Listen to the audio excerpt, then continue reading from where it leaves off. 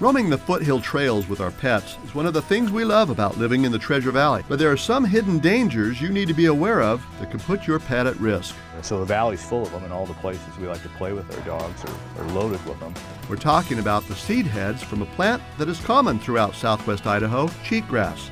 These get up in between their toes and form these nasty abscesses. They get in the ears and cause ear infections. They get in the eyes and cause ulcers in the eyes.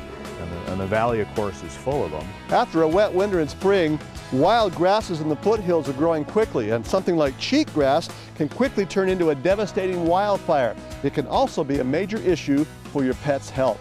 The cheatgrass and all the various grasses that we have growing through the valley are pretty hazardous to dogs, especially this time of year. Dr. Jeff Rosenthal with the Idaho Humane Society says that almost every veterinary hospital in the valley sees lots of dogs and cats this time of year with cheatgrass and other seeds lodged in their bodies, causing infections in their ears, eyes, and noses.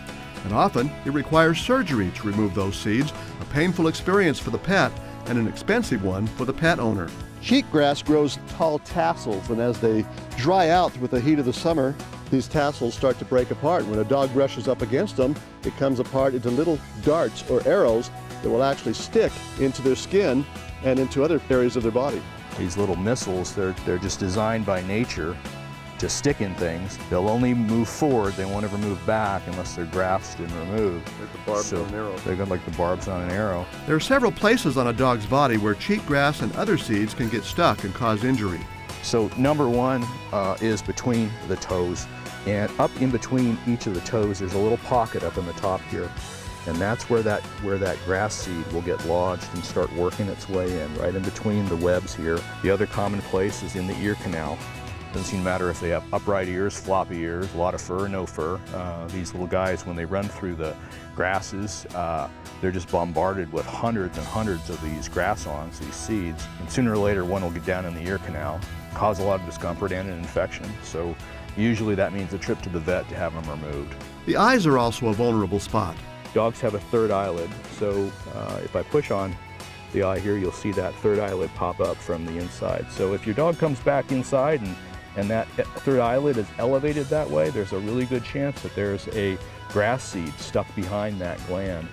And then the nose, we see cheatgrass get up in the nose, and if your dog starts sneezing, just incessantly sneezing over and over again, even sneezing up blood, there's probably a grass seed stuck up in that nasal cavity. And then in the mouth as well, and back in the tonsils, we get cheatgrass in there.